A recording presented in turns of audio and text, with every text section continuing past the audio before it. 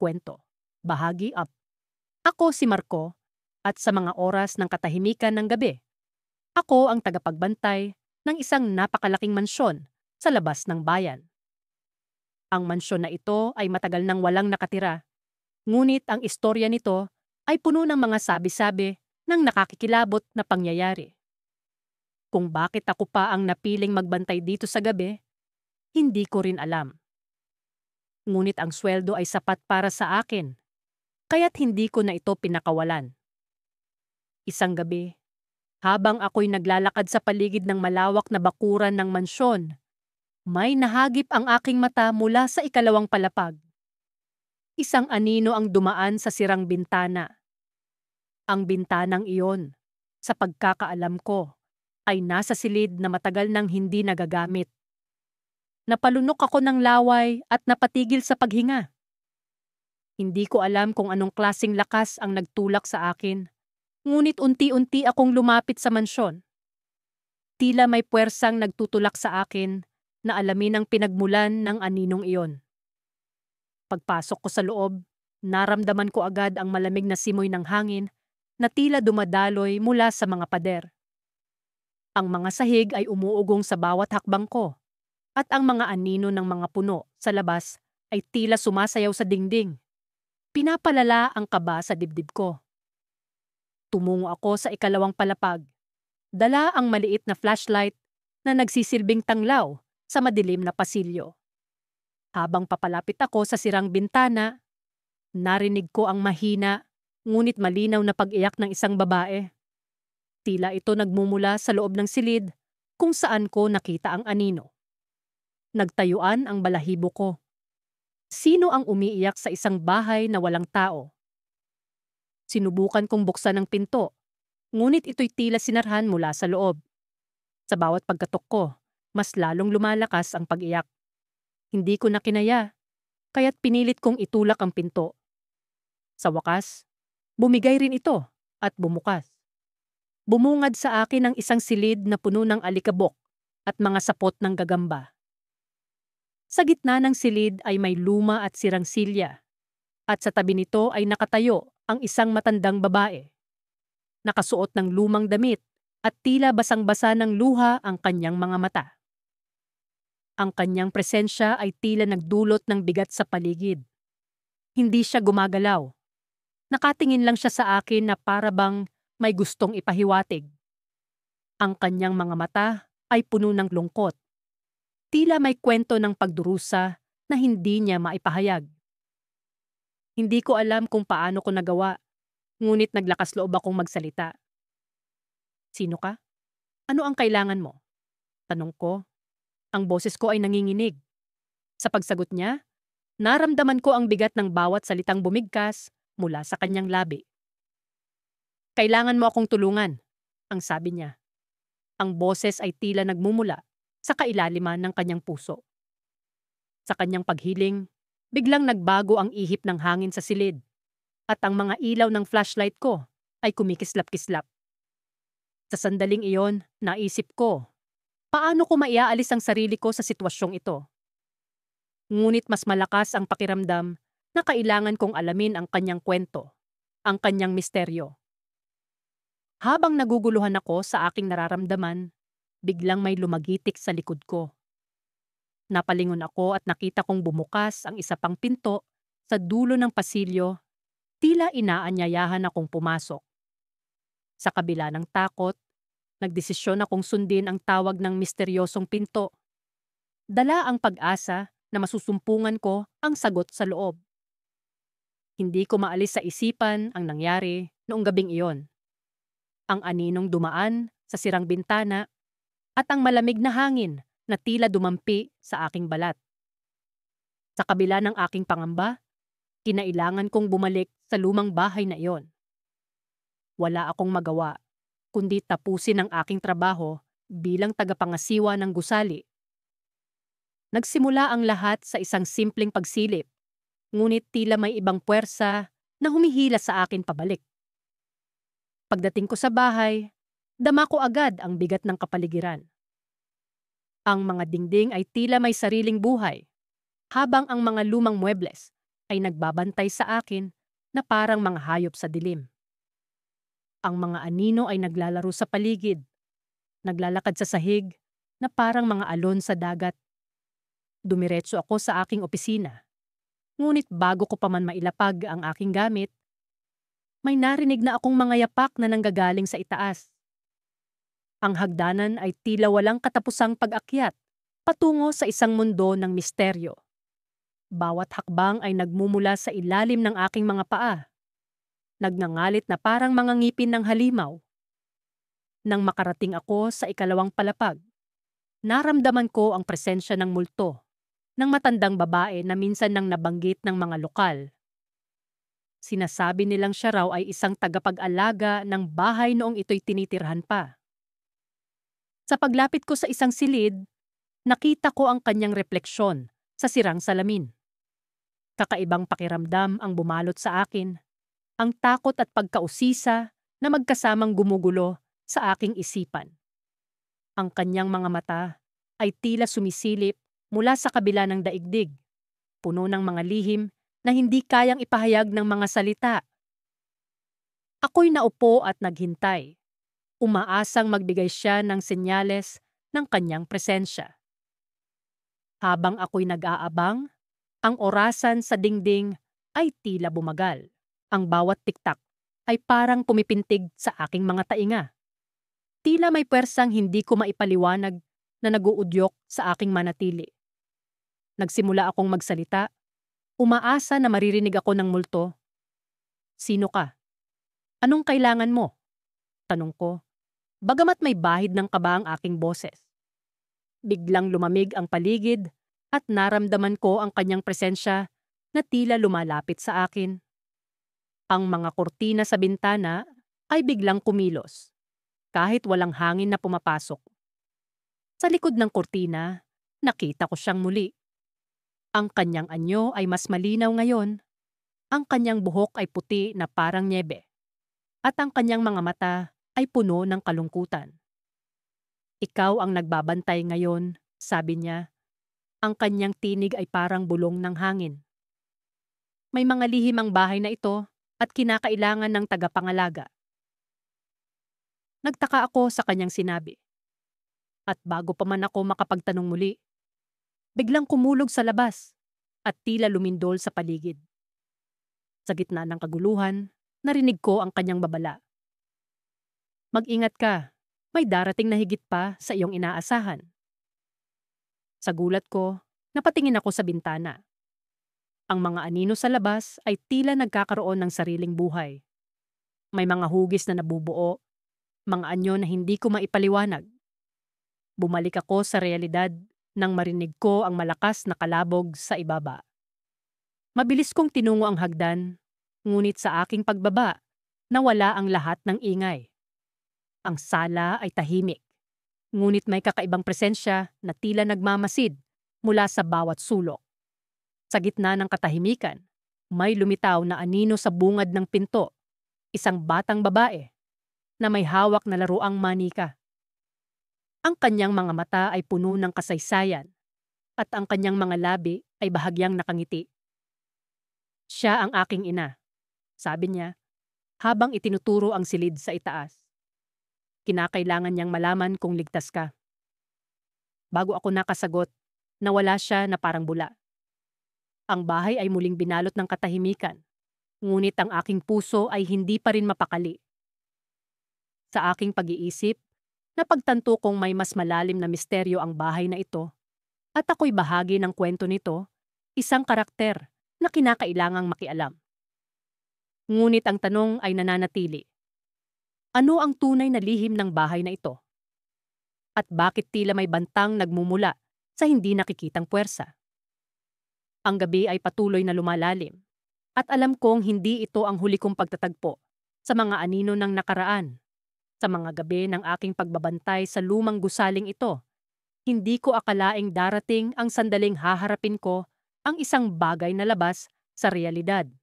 Ang gabi ay tila isang walang katapusang dagat ng kadiliman. At tiniis ko ang lamig na umiihip mula sa sirang bintana. Ang bintanang iyon na nagbigay daan sa aking unang pagkakilala sa aninong dumaan. Matapos ang insidenteng iyon, hindi na ako muling mapakali. Tila may mga matang laging nakamasid sa akin kahit saan ako pumunta. Ang mga anino sa bawat sulok ng gusali ay nagmistulang buhay.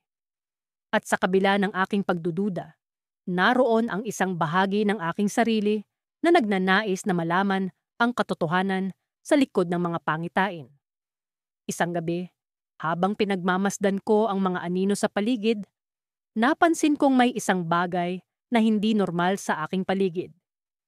Ang mga aninong karaniwan kong pinapansin ay tila mas kumapal at mas lumapit sa akin. Ang hangin ay tila naging mabigat at ako'y napilitang huminga ng malalim upang pigilan ang pagkasakal ng takot sa aking lalamunan. Ang tunog ng mga yabag ay pumuno sa katahimikan. Sa una, inakala kong ito'y isang resulta ng aking imahinasyon. Ngunit nang bumilis ang tibok ng aking puso, napagtanto kong may kakaibang presensya sa aking paligid. Ang mga yabag ay papalapit at kasabay nito'y ang malamig na hangin na tila sumasalubong sa akin. Biglang may nagpakita mula sa dilim, ang multo ng matandang babae na unang sumilip mula sa sirang bintana. Ang kanyang mga mata ay tila mga salamin ng mga lihim na hindi ko mawari. Ang kanyang bibig ay bumukas, ngunit walang tunog na lumabas. Subalit, sa kabila ng katahimikan, para bang naririnig ko ang kanyang mga sigaw sa aking isipan. Naramdaman ko ang paggalaw ng kanyang kamay. Nagpapahiwatig na sumunod ako. Sa kabila ng takot na bumabalot sa akin, hindi ko napigilang magtungo sa direksyong kanyang itinuturo. Ang aking mga paa ay tila naglalakad ng mag-isa. Hinahatak ako patungo sa isang bahagi ng gusali na hindi ko pa napupuntahan. Habang papalapit kami sa isang lumang pinto, naramdaman ko ang bigat ng isang hindi maipaliwanag na enerhiya. Ang pinto ay bumukas ng kusa at sa loob ay naroon ang isang silid na tila hindi na narating ng liwanag ng araw. Ang hangin ay amoy alikabok at nabubulok na kahoy. Ngunit sa kabila ng lahat, may isang bagay sa silid na iyon na tila humihingi ng tulong. Sa gitna ng silid, may isang lumang kabinet. Ang pinto nito ay bahagyang nakabukas at mula sa loob ay may kumikislap na liwanag na tila nag-aanyaya. Lumapit ako at nang buksan ko ito ng tuluyan, nakita ko ang isang lumang journal na puno ng mga sulat kamay. Ang mga pahina nito ay puno ng mga kwento ng pagdurusa at ligalig, na tila nais ipabatid ang isang babala. Habang binabasa ko ang mga nakasulat, napagtanto kong ang matandang babae ay isa palang tagabantay ng mga lihim ng gusaling ito. Ang kanyang multo ay hindi naghahasik ng takot, kundi nagbabala sa mga panganib na dala ng mga lihim na nilalaman ng jurnal. Ang mga kwento ay tungkol sa mga nasawi, mga kaluluwa na hindi matahimik, at mga pangako ng paghihiganti. Sa kalagitnaan ng aking pagbabasa, biglang nagbago ang lahat. Ang mga aninong kanina'y tahimik lamang ay biglang nagwala. Nagmistulang mga halimaw na nag-aalimpuyo sa puot. Ang mga ito'y tila gumagapang mula sa mga sulok ng silid, nakakatakot at lumilikha ng mga tunog na tila mga alulong ng mga nasasaktan. Nagsimula akong umatras, ngunit sa bawat hakbang ko'y tila lalo pang lumalapit ang mga anino. Ang multo ng matandang babae ay nagpakita muli, ngunit sa pagkakataong ito, ang kanyang anyo ay nagmistulang mas malinaw. Sa kanyang mga mata, nakita ko ang isang anyo ng pagmamakaawa at biglang nawala ang lahat ng ingay. Ang kanyang kamay ay muling nagpakita. Itinuturo ang isang direksyon palabas ng silid. Nagmamadali akong tumalima, ngunit sa paglabas ko ng silid, isang nakagigimbal na katotohanan ang bumungad sa akin. Ang gusali ay hindi na ang dating gusali na aking binabantayan. Sa halip, ito'y tila isang lugar na puno ng mga anino mula sa nakaraan, mga alaala ng mga kaluluwang nawawala, at mga lihim na hindi dapat malaman. At sa isang iglap, nagising ako, nakahandusay sa sahig ng lumang silid. Ang journal ay wala na, at ang lahat ay tila isang panaginip lamang. Subalit, sa aking pag-alis sa gusali, isang malamig na hangin ang dumaan sa aking likuran. Kasunod ang tunog ng isang pamilyar na pagkatok sa dilim. Sa pagkagising ko mula sa malalim na pag-iisip, napagtanto kong hindi ko namalayang gabi na pala. Ang katahimikan ng paligid ay tila may bigat na bumabalot sa akin. Muling sumagi sa aking isipan ang aninong aking nakita sa sirang bintana noong mga nakaraang gabi. Hindi ko maipaliwanag ang aking nararamdaman. May halong kaba at kuryosidad na tila umaakit sa akin na bumalik sa lugar na iyon. Habang naglalakad ako patungo sa lumang bahay kung saan ko unang nakita ang anino, may kung anong malamig na hangin ang humaplos sa aking balat. Nagsimula akong kabahan, ngunit hindi ko pinansin ito. Sa paglapit ko sa bahay, napansin kong mas nagmimistulang madilim ang paligid nito kumpara sa iba. Ang mga anino ng mga puno ay tila may sariling buhay, naglalakad kasabay ng hangin na humahampas sa kanila. Nang makarating ako sa harap ng bahay, hinawakan ko ang kalawangin nitong gate. Nagawa ko pang mapangiti ng kaunti sa sarili ko habang iniisip na maari na akong maging bida sa isang horror film. Ngunit ang ngiting iyon ay agad na napawi nang bumukas ang gate na tila may sariling isip. Ang tunog ng mga bisagra ay parang isang sigaw na umaalingaw-ngaw sa katahimikan ng gabi. Nagpatuloy ako sa paglalakad papasok sa bakuran ng bahay. Sa malapitan, mas kita ko na ang sirasirang kondisyon ng bahay, ang bubong na naglalaglagan, ang mga dingding na puno ng lumot, at ang mga bintanang tila mga mata na nakamasid sa akin. Ngunit ang pinakatumatak sa akin ay ang sirang bintana sa ikalawang palapag, kung saan ko unang nasilayan ang anino. Habang nakatayo ako sa harap ng bahay, naramdaman kong tila may mga matang nagmamasid sa akin mula sa loob. Hindi ko na napigilan ang sarili ko. Nilapitan ko ang pinto at sinubukang buksan ito. Sa aking gulat, bumukas ito nang walang kahirap-hirap. Pumasok ako sa loob at agad na bumungkad sa akin ang isang malawak na sala na puno ng alikabok at mga kasangkapang inaagiw. Habang naglalakad ako sa loob, bigla na lamang akong nakarinig ng mga yabag sa itaas. Tumigil ako at nakiramdam. Ang puso ko ay nag-uumapaw sa kaba, ngunit pinilit kong lakasan ang loob ko. Dahan-dahan akong umakyat sa hagdan. Bawat hakbang ay tila may sariling eko na umaalingaw-ngaw sa buong bahay. Pagdating ko sa ikalawang palapag, doon ko muling nakita ang sirang bintana. At sa gilid nito, doon ko siya nasilayan. Ang multo ng matandang babae na nakasilip mula sa loob. Ang kanyang mga mata ay tila walang buhay, ngunit puno ng lungkot at hinanakit. Hindi ko alam kung bakit, ngunit naramdaman kong kailangan kong makipag-ugnayan sa kanya. Anong kailangan mo? Ang tanong ko sa nanginginig na boses. Sa di maipaliwanag na paraan, naramdaman ko ang kanyang sagot sa aking isipan. Katarungan. Ang tila sigaw na dumagundong sa aking utak.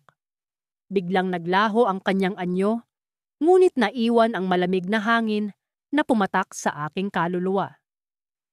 Nang akmang bababa na ako ng hagdan, may nakita akong isang lumang litrato sa sahig. Isa itong larawan ng isang pamilyar na muka, ang matandang babaeng multo.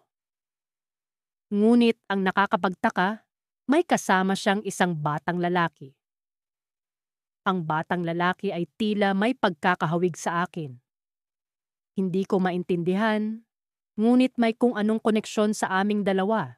Sa gitna ng aking pag-iisip, biglang bumukas ang lahat ng ilaw sa bahay at ang mga anino sa paligid ay tila nagkagulo. Ang mga anino ay tila may sariling buhay, umiikot sa paligid ko na parang mga ligaw na kaluluwa. Naramdaman ko ang panganib na tila lumalapit at ang takot ay bumalot sa aking buong katawan. Nagmamadali akong bumaba ng hagdan upang makalabas ng bahay. Nang malapit na akong makalabas, biglang humampas ang pinto ng bahay at bumagsak ito. Sa likod ng pinto, tumambad ang isang lumang salamin.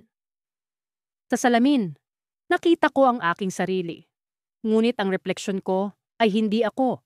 Ito ang batang lalaking nasa larawan, nakatingin sa akin na tila may gustong iparating. At sa sandaling iyon, naalala ko ang lahat. Ang batang lalaki sa larawan ay ako. Ako ang nawawalang anak ng matandang babae. At ang bahay na ito ay tahanan ko rin. Ngunit bakit hindi ko ito maalala? Ano ang nangyari sa akin? Bago ko pa man masagot ang mga tanong na yon, biglang may kung anong puwersang naghatak sa akin pabalik sa loob ng bahay. Ang mga anino ay muling nagising at naramdaman ko ang lamig ng kanilang presensya. Ngayon ay alam ko na kailangan kong tuklasin ang katotohanan sa likod ng misteryong ito. Kung paano ako naging bahagi ng kwento ng matandang babae at kung anong katarungan ang kailangan niya. Ngunit sapat ba ang lakas ng loob ko upang harapin ang mga multo ng nakaraan? Ang malamig na hangin ng gabi ay unti-unting yumayakap sa akin habang nagpapatuloy ako sa aking pagbabantay sa lumang gusali. Ang mga anino ay tila sumasayaw sa bawat sulok ng silid. Ngunit natututunan ko nang huwag magpatangay sa mga ito. Matapos ang ilang linggong pagtingin mula sa sirang bintana, natutunan ko nang huwag basta-basta magulat sa aninong dumadaan. Ngunit ngayong gabi, may kakaiba. Ang katahimikan ay tila may dalang pagbabanta at ang bawat kaluskos ay parang may banta ng panganib.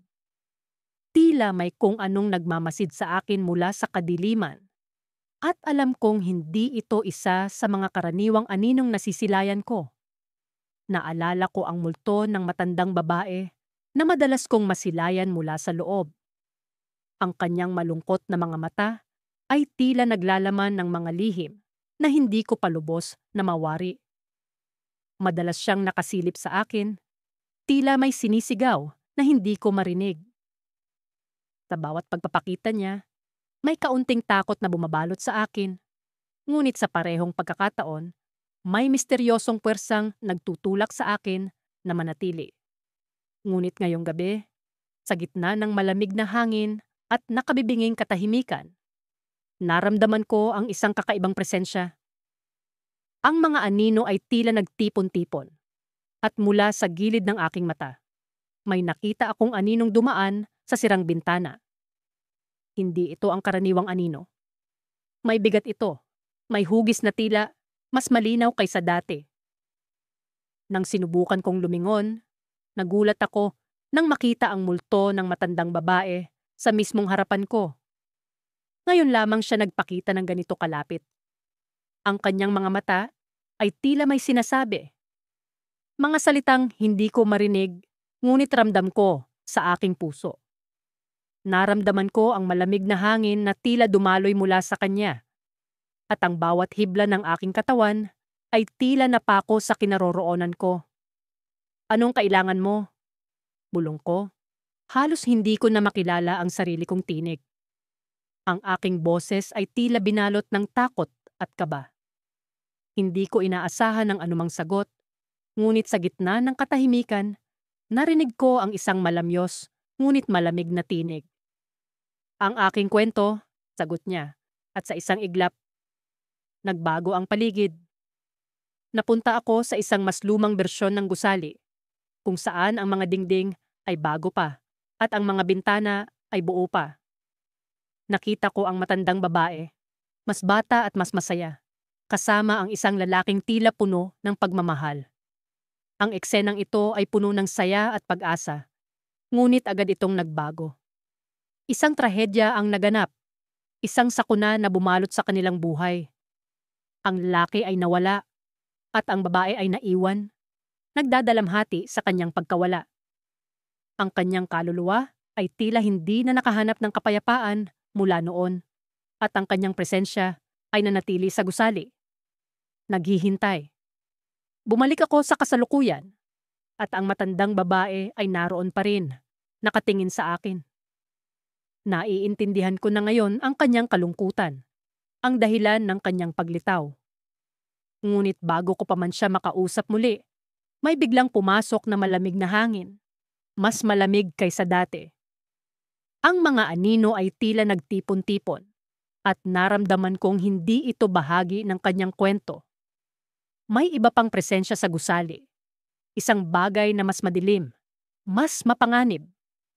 Bago ko pa man mawari kung ano ito, ang mga ilaw sa paligid ay nagsimulang mag-flash at ang mga anino ay tila nagbanta. Ang multo ng matandang babae ay biglang nawala, ngunit ang kanyang mga mata ay tila nagbabala sa akin bago siya naglaho. Naiwan akong nag-iisa sa gitna ng dilim, ang puso ko'y mabilis na tumitibok. Ang malamig na hangin ay tila bumalot sa akin at naramdaman ko ang bigat ng presensyang iyon. Mas malapit kaysa dati. Ang lahat ng ito ay tila hindi na bahagi ng kwento ng matandang babae, kundi isang bagong panganib na nagkukubli sa mga anino. At sa gitna ng lahat ng ito, narinig ko ang isang boses mula sa dilim, isang tinig na puno ng galit at puot. Hindi mo dapat pinakialaman, sabi nito. At bago ko pa man maunawaan ang kahulugan nito, naramdaman ko ang isang malamig na kamay na humawak sa aking balikat. Hinihila ako papalayo sa liwanag. Nagising ako, ngunit nasa ibang bahagi na ako ng gusali, sa isang silid na hindi ko pa napuntahan. Ang paligid ay puno ng alikabok at mga lumang kasangkapan. Sa sulok may lumang salamin, at sa likod ng refleksyon ko, may nakita akong aninong nakatayo, nakatingin sa akin. Sa kalagitnaan ng tahimik na gabi, habang ang malamig na hangin ay bumabalot sa paligid, naramdaman kong muli ang presensya ng anino. Tumayo ang mga balahibo ko habang naririnig ang marahang pag-ungol ng hangin na tila may binubulong. Hindi ko maalis sa isip ang imahe ng matandang babaeng anino na ilang ulit nang nagpakita sa akin. Sa bawat pagdaan niya, may hatid siyang pangamba na hindi ko maipaliwanag. Habang nakaupo ako sa aking upuan, nakatingin sa sirang bintana na tila ba'y may sariling buhay. Narinig ko ang mga yabag ng sapatos sa sahig na kahoy. Tumindig ang aking balahibo. Sa mga nagdaang gabi, alam kong ang mga tunog na ito ay hindi likha ng imahinasyon ko lamang.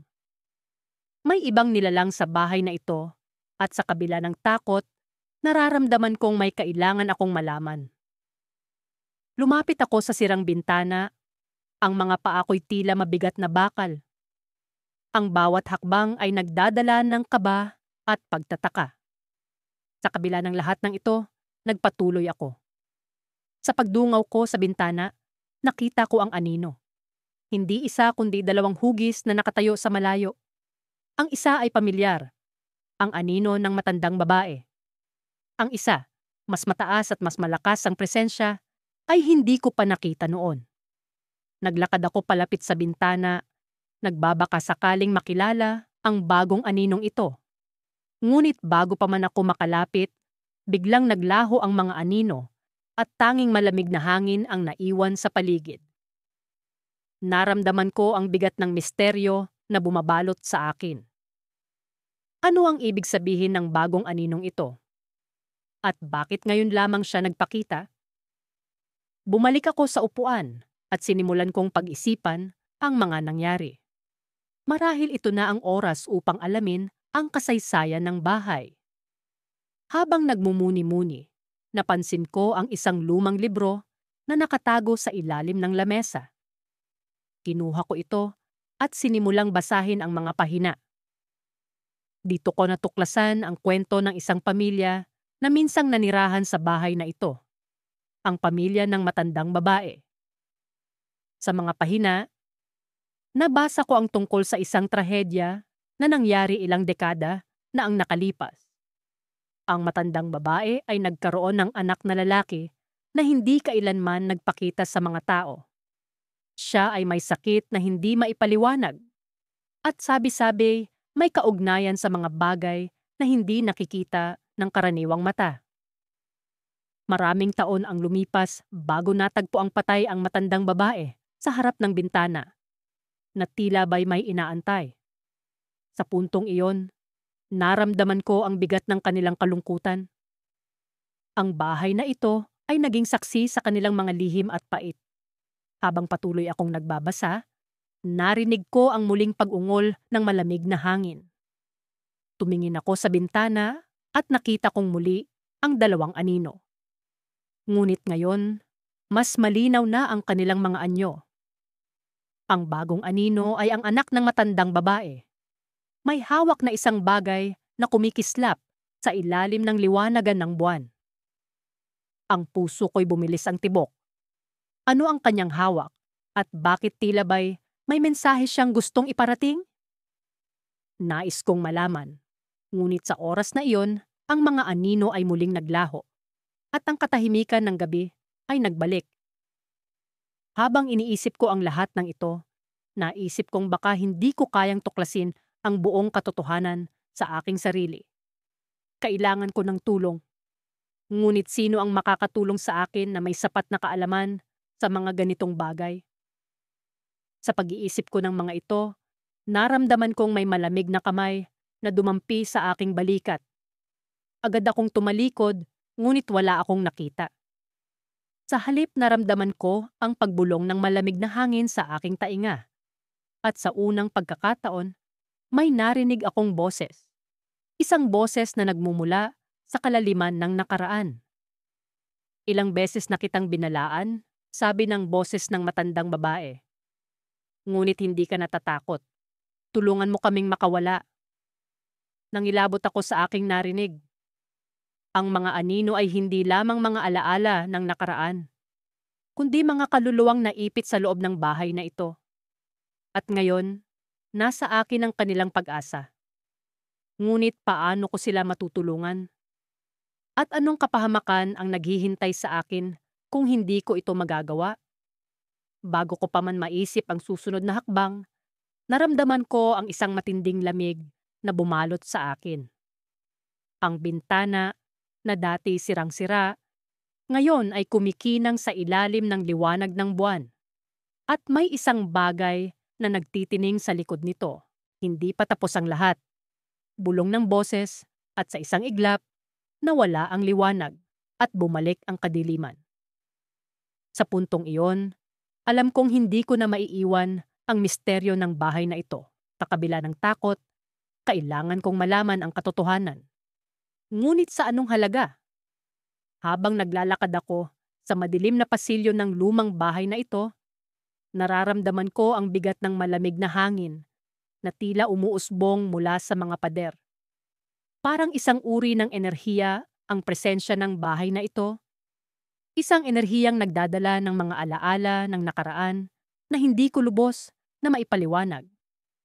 Nagbabantay ako sa gabi, ngunit sa sandaling ito, pakiramdam ko'y ako ang binabantayan. Ang mga anino sa paligid ay tila may sariling buhay. Gumagalaw sa bawat hakbang ko.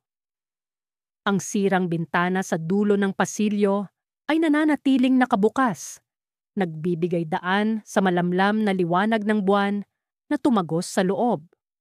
Sa tuwing tinitingnan ko ito, naaalala ko ang aninong nakita kong dumaan doon kamakalawa. Mabilis, malabo, ngunit sapat na para hindi ko mapakali. May narinig akong tunog, isang mahina ngunit malinaw na kaluskos mula sa silid na nasa dulo ng pasilyo. Pinilit kong lakasan ang loob ko habang dahan-dahang lumapit. Bawat hakbang ay parang mas lalong bumibigat ang aking mga paa. Ang pintuan ng silid ay bahagyang nakaawang at mula rito, naririnig ko ang tila pag-ungol ng isang matandang babae. Pagpasok ko sa loob, nakita ko siya. Ang multo ng matandang babae na madalas kong marinig sa mga kwento ng mga taga rito. Nakaupo siya sa isang lumang silya, malapit sa bintana. Ang kanyang mga mata ay tila walang kislap, ngunit ang kanyang presensya ay sapat na para palamigin ang aking dugo. "Huwag kang matakot," sabi niya. Ang kanyang tinig ay animoy isang malamig na hangin na bumubulong sa aking tainga. "Hindi ko alam kung bakit nandito ako," sagot ko. Kahit na sa loob-loob ko ay alam kong bahagi ito ng aking trabaho.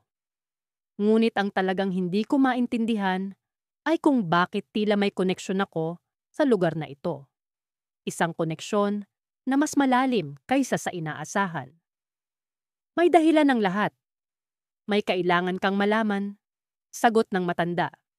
Ang kanyang boses ay puno ng lungkot at misteryo. Lumapit siya sa akin. Ang kanyang anyo ay parang usok na nagkukulay abo sa paligid. "Marami kang hindi alam tungkol sa bahay na ito at sa iyong sarili," dugtong niya. "Bakit mo sinasabi sa akin ito?" Tanong ko, pilit na pinipigilan ng takot na bumalot sa akin. "Dahil ikaw ang susi. Ikaw ang tanging makapagpapalaya sa amin," sagot niya. At sa kanyang mga salita ay naramdaman ko ang bigat ng responsibilidad na hindi ko palubos na nauunawaan. Bago pa man ako makapagtanong ulit, biglang nagbago ang paligid. Ang silid ay tila lumabo at ang mga dingding ay nag-iba ng anyo, parang isang lumang pelikula na biglang nagsimula. Sa isang iglap, nakita ko ang mga nakaraang pangyayari. Ang mga nakatira sa bahay na ito noong araw, ang kanilang mga ngiti at pagluha, ang kanilang mga sikreto at kasinungalingan. Isang eksena ang bumungad sa akin. Ang matandang babae, noong siya'y bata pa, kasama ang isang lalaking may hawak na susi. Ang susi ay may kakaibang anyo, tila binuo mula sa mga bagay na hindi ko pa nakikita. Ang lalaki ay tila may sinasabi sa kanya, ngunit hindi ko marinig ang kanilang usapan. Pagkatapos ay biglang bumalik ang lahat sa kasalukuyan. Nasa silid pa rin ako, mag-isa, ngunit ang mga alaala ng nakita ko ay buhay na buhay sa aking isipan. Ang matandang babae ay wala na, ngunit naiwan ang kanyang boses. Isang babala, isang pakiusap na hindi ko mabaliwala. Habang papalabas ako ng silid, naramdaman ko ang isang bagay sa aking bulsa. Pagkapak ko, naroon ang susi. Ang susi mula sa aking pangitain. Paano ito napunta sa akin? Ano ang ibig sabihin nito? Nang bumalik ako sa pasilyo, ang mga anino ay tila sumasayaw sa paligid ko. Ang bahay ay tila nagbago. Parang may kapangyarihan na ngayon na hindi ko nararamdaman kanina. Pakiramdam ko'y may nag-aabang sa akin sa dulo ng pasilyo, isang bagay na higit pa sa anumang multo o anino. At sa puntong iyon, narinig ko ang isang tawag. Hindi mula sa isang boses na pamilyar, kundi mula sa isang bagay na tila bahagi ng bahay. Isang bulong na puno ng pag-asa at takot. Isang tawag na nagpapahiwatig na ang aking paglalakbay ay malayo pa sa katapusan. Sa kabila ng lahat ng ito, alam kong kailangan kong malaman ang katotohanan. Ngunit hindi ko alam kung ano ang naghihintay sa akin sa likod ng bawat anino, sa likod ng bawat halakak ng hangin. Ang tanging sigurado ako ay may susi ako sa aking bulsa. At ito ang magiging daan ko sa mga sagot na matagal ko nang hinahanap. Madilim na naman ang gabi. Ang klase ng dilim na nagpaparamdam sa akin ng bigat sa dibdib. Ang ganitong oras ang pinakaayaw ko sa lahat. Kung kailan tila mas lumalakas ang mga bulong ng hangin at mas nagiging buhay ang mga anino sa paligid. Ngunit kailangan kong manatiling matatag. Isa lamang akong bantay sa gabi, ngunit tila isa akong mandirigma sa gitna ng kadiliman.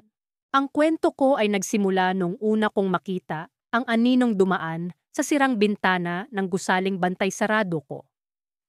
Mula noon, hindi na ako tinigilan ng mga kakaibang pangyayari. Ang mga kaluskos sa sahig na parang may naglalakad. Ang halimuyak ng bulaklak na biglang sumisingaw sa hangin. At ang malamig na dampi na tila mga daliring humahaplos sa aking balat. Kanina lamang, habang binabagtas ko ang pasilyo ng ikaapat na palapag, naramdaman ko na naman ang presensyang iyon. Isang malamig na hangin ang dumampi sa aking batok na para bang may bumubulong sa aking likuran. Napalingon ako, ngunit gaya ng inaasahan, wala akong nakita. Ngunit hindi ko maitago ang aking kaba. Alam kong hindi ko ito guni-guni lamang. Mabilis kong tinungo ang silid kung saan matatagpuan ang sirang bintana. Sa kabila ng dami ng beses na akong nakapasok sa kwartong iyon, palagi itong nagdadala ng kakaibang pakiramdam. Ngayon, higit pa sa dati. Sa pagpasok ko, naramdaman ko ang biglang pagbaba ng temperatura. Ang mga alon ng kilabot ay tila gumagapang sa aking balat. Sa gitna ng dilim, nakita ko ang anino. Nakatayo ito malapit sa bintana, ngunit hindi ito tulad ng mga nauna kong nakita. Ang anino ngayon ay mas malinaw, halos makikita ko na ang mga detalye ng figura nito. Isang matandang babae, nakasuot ng makalumang damit at nakatingin sa akin na may kakaibang lungkot at pakiusap sa mga mata. Anong kailangan mo sa akin? Tanong ko, kahit na hindi ko alam kung sasagutin niya ako. Ngunit nagulat ako nang marinig ko ang isang malamig na tinig na nagmula sa kanya. Ibalik mo ako sa aking tahanan, sabi niya. Ang kanyang boses ay parang gahangin, mahina ngunit malinaw. Hindi ko maintindihan ang kanyang ibig sabihin. Ang gusaling ito ay wala nang nakatira ng maraming taon at hindi ko alam kung ano ang kanyang tinutukoy na tahanan. Ngunit bago pa man ako makapagtanong muli, biglang nagbago ang lahat sa paligid ko. Ang dilim ay napalitan ng liwanag at ang mga pader ng silid ay tila nagbago ng anyo. Ako'y nasa ibang lugar na. Isang bahay na puno ng saya at liwanag. Naririnig ko ang halakhak ng isang pamilya, ang amoy ng bagong lutong tinapay, at ang init ng araw na pumapasok sa mga bintana. At naroon siya, ang matandang babae, ngunit hindi na siya mukhang multo. Siya ay buhay, masigla, at punong-puno ng saya habang inaasikaso ang kanyang mga mahal sa buhay. Ngunit sa isang iglap, bumalik ako sa kasalukuyan. Ang liwanag ay nawala at muling binalot ng kadiliman ang paligid. Ang matandang babae ay wala na sa aking harapan at ang malamig na hangin ay muling dumampi sa akin. Habang sinusubukan kong unawain ang mga nangyari, may nakita akong kumikinang na bagay sa sahig. Isang lumang susi na parang yari sa pilak. Kinuha ko ito at napansin kong may nakaukit na mga letra. Tahanan. Ipinahihiwatig ba ng multo na ang susi na ito ang susi sa kanyang kalayaan? Kailangan ko bang hanapin ang tahanan na kanyang tinutukoy? Ngunit saan ko ito sisimulan? Habang nagmumuni-muni, biglang kumilos ang anino sa likod ko. Sa sobrang bilis, hindi ko na ito nakita ng maayos, ngunit sigurado akong may dumaan. Agad akong napalingon, ngunit wala akong nakita, kundi ang mga kumikislap na mata sa dilim. Isang palatandaan na hindi pa tapos ang lahat ng ito. Ang multo ng matandang babae ay may nais iparating at hindi siya titigil hanggat hindi ko natutuklasan ang kanyang lihim. Kailangan kong malaman ang katotohanan. Ngunit paano kung hindi ko magustuhan ang aking matutuklasan? Sa bawat hakbang ko patungo sa kanyang hinihinging kalayaan, lalo lamang lumalalim ang misteryo. At sa bawat pag-usad, tila mas nadarama ko ang kanyang pagdurusa at pakiusap. Ngunit isang bagay ang malinaw. Hindi niya ako titigilan hanggang hindi ko natutuklasan ang kanyang kwento. At sa paghawak ko sa susi, alam kong ito lamang ang simula ng mas malalim na lihim na kailangan kong tuklasin. Sa gabing ito, habang tinatanaw ko ang sirang bintana, nagpasya akong alamin ang kanyang kwento. Ngunit sa kabila ng lahat, may takot pa rin sa aking puso. Ano kaya ang naghihintay sa akin sa dulo ng lahat ng ito? Nang gabing yon, habang patuloy akong nagbabantay, tila may kakaibang lamig na bumalot sa paligid. Ang dilim sa labas ng sirang bintana ay nagmistulang isang makapal na ulap na unti-unting lumalapit. Parang may kung anong nagmamasid sa akin mula sa likod ng mga anino. Pakiramdam ko'y may mga matang nagmamatyag, naghihintay ng tamang pagkakataon upang magpakita. Habang pinipilit kong labanan ang antok at takot, narinig ko ang isang mahina, ngunit pamilyar na boses. "Halika," sabi nito. Tila isang bulong na dinadala ng hangin. Ang tinig ay nagmumula sa direksyon ng sirang bintana, kung saan ko unang nakita ang anino ng matandang babae. Sa kabila ng takot, hindi ko napigilan ang aking sarili. Parang may kung anong puwersa ang humihila sa akin papalapit sa bintana. Nang sumilip ako, nakita ko ang aninong muli. Ngunit sa pagkakataong ito, mas malinaw ang anyo nito. Isang matandang babaeng may mahaba at puting buhok na tila umiindak sa hangin. "Huwag kang matakot," sabi niya. Ngunit sa halip na makampante, lalo lang akong kinabahan. "Naghihintay ako sa'yo," dagdag pa niya. Hindi ko mawari kung bakit, ngunit nagdesisyon akong tanungin siya.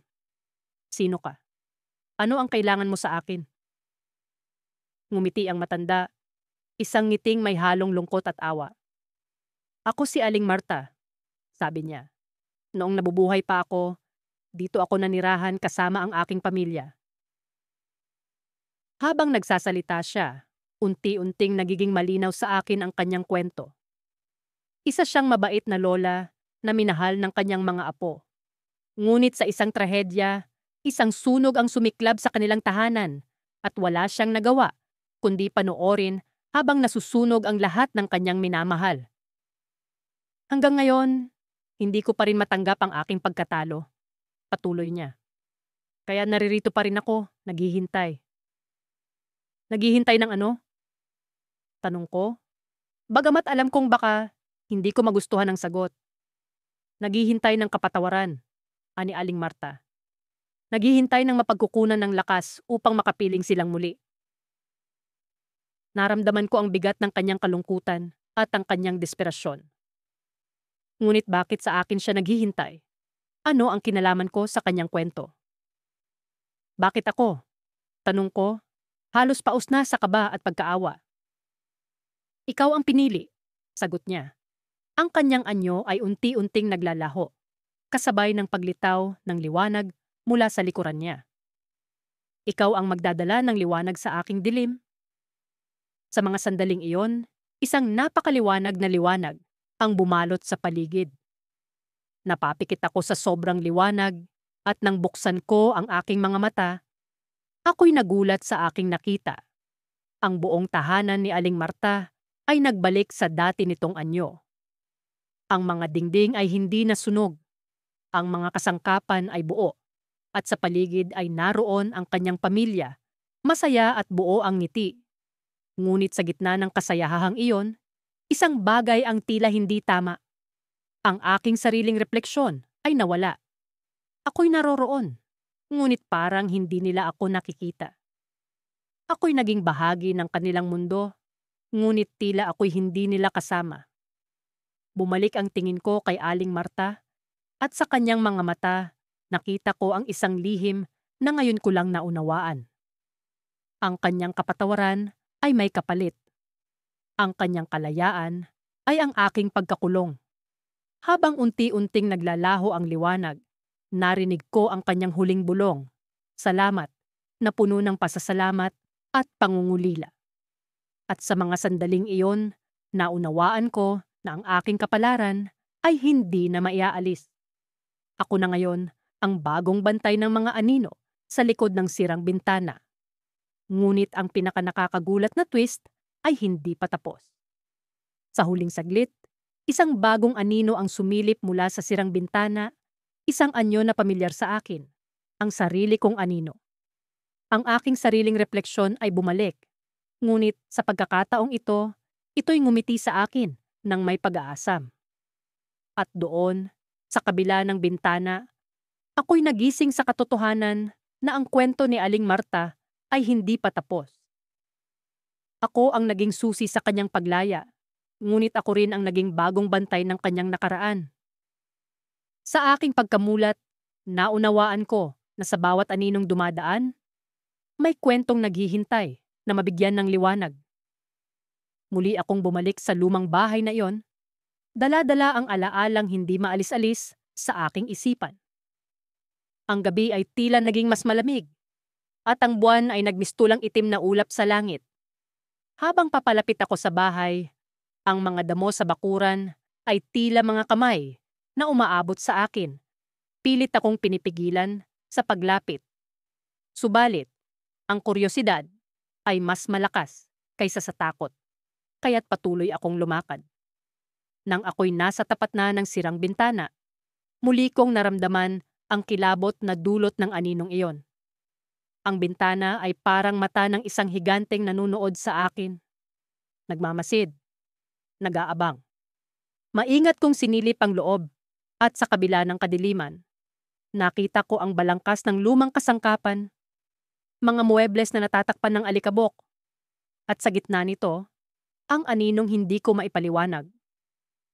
Sa aking pagkakatayo, isang malamig na hangin ang dumaan, humaplos sa aking batok na nagpatayo ng aking mga balahibo. Ang anino ay gumalaw, at sa isang iglap, ako'y napaatras. Ang nakakatakot na presensya ay tila isang paanyaya. Isang tawag mula sa kabilang buhay na hindi ko maarok. Pumasok ako sa loob ng bahay. Ang aking mga hakbang ay mabigat at punong-puno ng pag-aalinlangan. Sa loob, ang lahat ay tila nababalot ng isang kakaibang katahimikan. Ang mga pader ay tila bumubulong, at ang bawat galaw ay nagiging musika ng pangamba. Ang mga anino sa paligid ay kumikilos, sumasayaw sa liwanag ng buwan na pumapasok sa mga basag na salamin.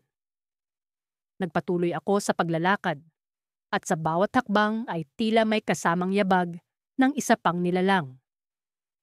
Ang aking puso ay kumakabog, at ang malamig na pawis ay bumalot sa akin. Sa kabila ng lahat, may isang bahagi sa akin na nag-uudyok na ipagpatuloy ito, na alamin ang misteryo ng bahay na ito. Sa pagdating ko sa sala, tumambad sa akin ang isang luma at kupas na retrato. Isang matandang babae na nakasuot ng lumang damit. Ang kanyang mga mata ay tila nakatingin ng diretso sa akin, puno ng lungkot at pagnanasa ng kalayaan. Alam kong siya ang multo ng bahay na ito, ang aninong patuloy na nagmamasid mula sa sirang bintana. Bigla, narinig ko ang mga yapak sa itaas. Unti-unting bumigat ang aking mga hakbang habang umakyat ako sa hagdan. Ang sahig ay umuugong sa bawat galaw ko, para bang may buhay ang bahay na ito. Nang makarating ako sa ikalawang palapag, isang pintuan ang bahagyang nakabukas. Muli, naramdaman ko ang presensya ng matandang babae. Dahan-dahan kong binuksan ang pinto, at sa loob ay nakita ko siya. Nakaupo sa sira-sirang kama, ang kanyang anyo ay parang usok, malabo at hindi matukoy. Ngunit ang kanyang mga mata, ang mga ito ay malinaw sa kabila ng lahat, puno ng kwento at damdaming hindi masabi. "Anong kailangan mo?" tanong ko. Ang boses ko'y bahagyang nanginginig. Naghari ang katahimikan bago siya nagsalita. "Tulungan mo ako." Ang kanyang boses ay parang hangin sa taglamig. Malamig, ngunit puno ng pagmamakaawa. "Ano ang kailangan mong tulong?" tanong ko ulit. "Ilabas mo ako rito. Matagal na akong nakakulong," sagot niya. Ang kanyang anyo ay unti-unting lumalapit sa akin. Nagising ang aking damdamin ng habag. May bahagi sa akin na nais siyang tulungan. Natapusin na ang kanyang pagdurusa. Ngunit paano ko ito gagawin? Ano ang dapat kong gawin upang siya'y makalaya? Bago ko pa man mahanap ang sagot, ang buong bahay ay biglang yumanig. Ang mga pinto at bintana ay nagsimulang mag-ingay, na parang may isang hindi nakikitang puwersang nais lumabas. Ang sahig ay nag-crack, at sa gitna ng kaguluhan, ang anyo ng matandang babae ay nawala. Isang malakas na ugong ang aking narinig mula sa ibaba. At sa aking paglingon, nakita ko ang anino na bumabalot sa buong bahay. Tumakbo ako, pilit na iniiwasan ang mga nahuhulog na debris. Pagdating ko sa labas, isang malakas na pagsabog ang aking narinig mula sa loob at ang buong bahay ay nagliyab. Huminto ako sa pagtakbo at lumingon pabalik. Ang bahay na minsang puno ng misteryo ay ngayon ay naging abo. Subalit, sa gitna ng mga nagliliyab na apoy, nakita ko ang anyo ng matandang babae. Nakangiti siya at sa unang pagkakataon, ang kanyang mga mata ay puno ng kapayapaan. Ngunit bago siya tuluyang mawala, isang bagay ang kanyang iniwan. Isang piraso ng papel na nahulog sa aking paanan. Nang aking pulutin ito, nabasa ko ang nakasulat. Hindi pa ito ang wakas. At sa sandaling iyon, alam kong ang kwento ay hindi pa tapos. May iba pang misteryo na naghihintay at ako'y muling naging bahagi ng isang kwentong hindi ko inaasahan. Habang patuloy akong nagbabantay sa gabi, ang aking isip ay puno ng alaala ng mga nakaraang pangyayari. Ang bawat sulok ng lumang bahay na ito ay tila may sariling kwento. At ang bawat kwento ay puno ng misteryo na naghihintay na matuklasan. Ang mga gabi ay tila walang katapusan at ang kapayapaan ng dilim ay madalas na binabasag ng mga hindi maipaliwanag na tunog at aninong dumadaan sa mga sirang bintana. Nasa sala ako nang maramdaman ko ang malamig na hangin na dumaan, kasabay ng pag-ugong ng mga sirasirang tabla sa sahig. Ang silindro ng lampara sa aking tabi ay bahagyang umuga at ang liwanag nito'y nagtapon ng mahahabang anino sa paligid. Nagpalinga-linga ako, sinisikap na makakita ng anumang kakaiba. Ngunit ang lahat ay nanatiling tahimik at walang galaw. Nang biglang, mula sa gilid ng aking mata, ay nahagip ko ang isang aninong dumaan sa sirang bintana. Ang aking dibdib ay biglaang bumilis ang tibok. Hindi ito ang unang beses na nakita ko ito. Ngunit sa bawat pagkakataon ay para bang may ibang pakiramdam na dala ito. Isang pakiramdam ng mas lalong lumalalim na misteryo na bumabalot sa bahay na ito. Hindi ko maalis sa aking isip ang multo ng matandang babae na minsang sumilip mula sa loob. Ang kanyang mga mata ay tila baga laging nagmamasid, laging nagbabantay. May mga gabing nararamdaman kong hindi lamang ako ang nagbabantay sa bahay na ito, kundi ako rin ay binabantayan. Muli kong sinubukan na ilibot ang aking tingin sa paligid. Umaasang makikita ko ang aninong iyon. Ngunit sa halip na makita ito, narinig ko ang isang mahina at pabulong na tinig. "Tulungan mo ako," ang sabi ng tinig, tila nagmumula sa bawat sulok ng bahay. Ang boses ay pamilyar, ngunit hindi ko matukoy kung saan ko ito narinig.